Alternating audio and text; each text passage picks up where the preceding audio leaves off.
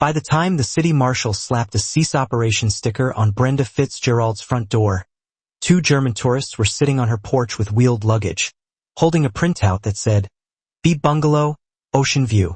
The tourists looked confused, pointing at the sticker and then at their confirmation email, speaking rapid German that neither Brenda nor the marshal understood. Across the cul-de-sac, I sipped lemonade next to a modest planter full of precisely 11 seashells. My HOA violation letter lay neatly shredded in a pile beside me like confetti at a one-man parade. I couldn't help but smile as Brenda's voice rose to a pitch that probably violated several noise ordinances. "My name is David Morrison, and I'm a 52-year-old retired naval technician who recently downsized into a pastel ranch house in Coral Heights, a gated community in coastal Florida. After 30 years of military discipline and cramped quarters on ships, I wanted nothing more than peace, quiet, and the freedom to enjoy minor landscaping projects. I kept to myself, enjoyed my morning coffee on the patio, and liked decorating my yard with tastefully arranged seashells, most of which I'd collected during early morning walks along the beach just 2 minutes away." Enter Brenda Fitzgerald, HOA president and part-time lifestyle coach. She was the kind of woman who color-coordinated her trash bins and measured grass height with a ruler. She saw my seashell arrangement, which vaguely resembled a starfish if you squinted, and declared it a decorative affront to community uniformity. Within days, I received a $175 fine and a threatening letter about unauthorized marine ornamentation. The letter was 3 pages long, single-spaced, with highlighted sections about aesthetic standards and property value preservation. I tried to reason with her at the next HOA meeting. She stood at the podium in a blazer that screamed, "I demand to speak to your manager," and scoffed at my explanation. "If everyone decorated with beach trash, we'd look like a pirate encampment," she said, in a tone that suggested pirates were only slightly worse than people who didn't edge their driveways properly. Then came the inspections. HOA volunteers with clipboards began visiting my home twice weekly, measuring what they called the shell density of my front garden. One volunteer, a nervous 20-something named Jeremy, apologized every time he had to count my shells. "I'm just following orders," he'd mumble, scribbling notes about excessive calcium carbonate displays. Brenda escalated her campaign. She accused me of sand runoff, claiming my shells were transporting beach sand onto community sidewalks. She reported my mailbox for coastal color clashes, even though it was the exact same beige as everyone else's. Her masterpiece? A formal warning about potential mollusk-based pest concerns, suggesting my empty shells might attract hermit crabs to the neighborhood. I documented everything, every letter, every inspection, every ridiculous claim. My file grew thick with HOA correspondence, each more absurd than the last. One memo actually used the phrase crustacean contamination risk with a straight face. Meanwhile, I noticed Brenda's property had a revolving door of visitors. Different cars every few days. People with suitcases arriving at odd hours.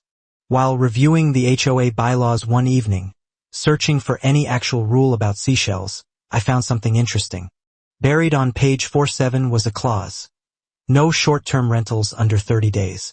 The rule was clear. No ambiguity. Designed to protect the residential character of our community. Curious about Brenda's parade of guests, I did some digging. I looked up her address on a vacation rental site. There it was in full-color glory. The Flamingo Nest Luxe Tropical Escape. The listing boasted ocean views, if you stood on the roof, tropical ambience, 2 palm trees, and a private pool, above ground. 26 reviews, ranging from glowing to scathing.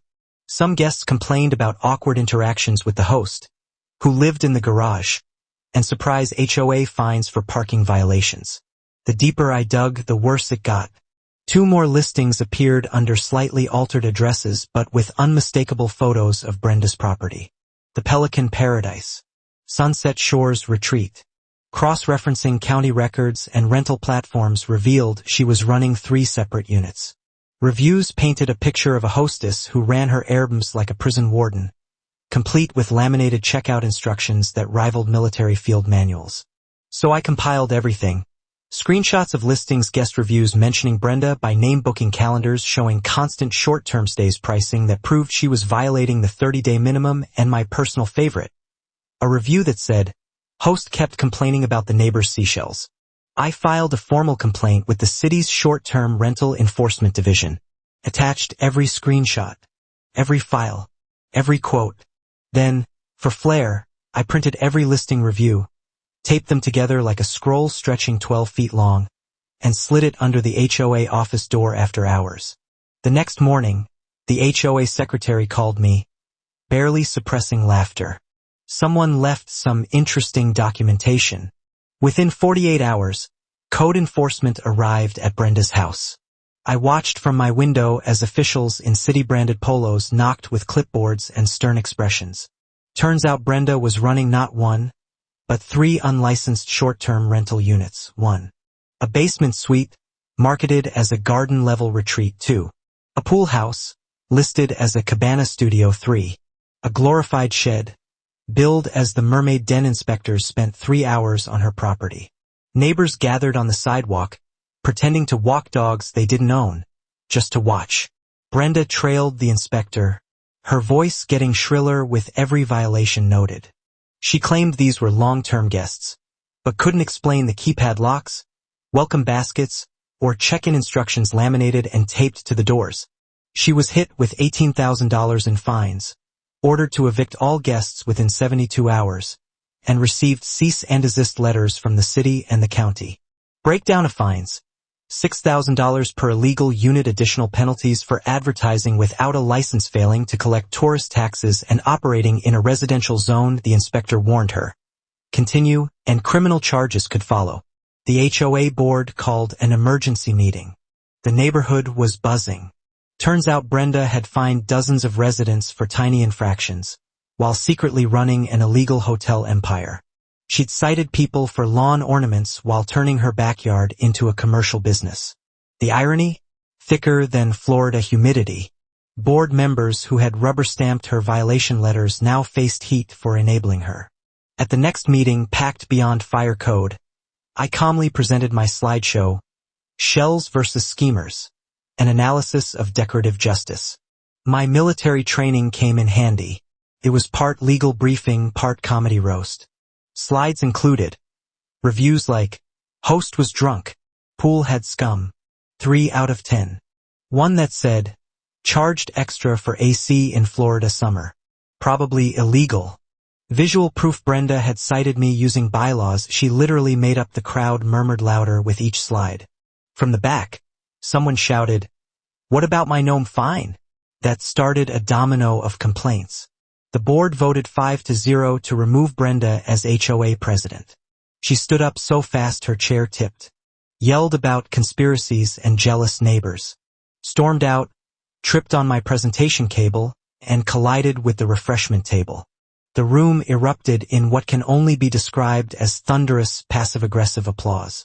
A slow clap turned into a standing ovation. Brenda's house was delisted from every rental site within a week. The city red-tagged her illegal units. Her pool house now houses a colony of feral cats, who've claimed it as sovereign territory. She faced civil lawsuits from the HOA and from neighbors seeking refunds for bogus fines. Total damages? $45,000. She had to take out a second mortgage. And me? I still sip my morning coffee on the porch. Still tend my 11 seashells. No fines. No clipboards. Just peace, quiet, and decorative justice.